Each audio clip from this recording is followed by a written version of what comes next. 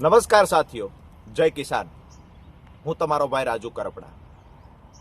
આવતીકાલે એટલે કે તારીખ 23/2/2026 સોમવાર સાંજે 8 કલાકે સુરેન્દ્રનગર જિલ્લાના મૂળી થાન રોડ પરના ગઢાદ ગામે મૂળીથી 6 કિલોમીટર દૂર એક કિસાન ક્રાંતિ સભાનું આયોજન થઈ રહ્યું છે.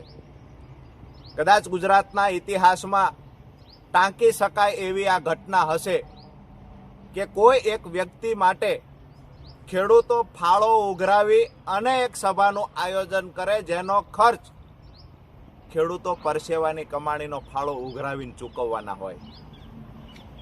આજે રાજકીય પાર્ટીઓ રાજુ કરપડા પર કાદવ ઉછાળવાના પ્રયત્ન કરે છે, પરંતુ ખેડૂતો જે રાજુ કરપડાને પ્રેમ કરે છે, આજે મને ખુશી એ વાતની છે કે અમારા ખેડૂતો આજે મારા ખંભે હાથ મૂકીને ઊભા છે.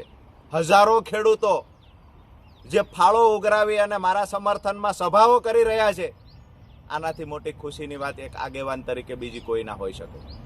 તમામ ગુજરાતના ખેડૂતોને એક વિનંતી કરું છું કે તમારા આત્માને પૂછી લેજો કે છેલ્લા 8 વર્ષથી રાજુ કરપડા લડે છે, જેનાથી તમને ખેડૂતોને વ્યક્તિગત ફાયદો થયો છે ખરા? જો તમારો આત્મા હા પાડે તો આવતીકાલની સભામાં આપ ઉપસ્થિત રહેશો એવી અપીલ કરું છું. આજકાલ રાજકીય પાર્ટીઓ આક્ષેપો કરી જો પોતાની પાર્ટી સાથે ખેડૂત આગેવાન નથી તો ખેડૂત આગેવાનને ખરાબ ચિતરવાના પ્રયત્ન કરી રહ્યા છે.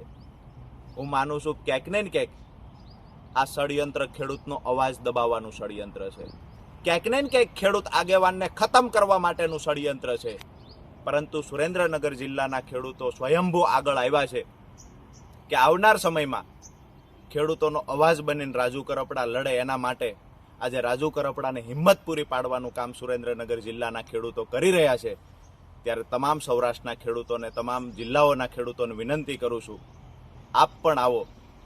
સામાજિક અને ધાર્મિક આગેવાનોને પણ વિનંતી કરીએ છીએ કે ગઢાદ ગામે જ્યારે હજારો ખેડૂતો એકત્રિત થઈ રહ્યા છે, ખેડૂત સંગઠનની તાકાત બતાવવાનો જ્યારે પ્રયત્ન થઈ રહ્યો છે, ત્યારે આપ પણ સહભાગી બનો અને આવનાર સમયમાં જે પણ પ્લેટફોર્મ પર ઊભા હશું, ખેડૂતો માટેની લડાઈ મજબૂતાઈથી લડતા હશું. જય કિસાન.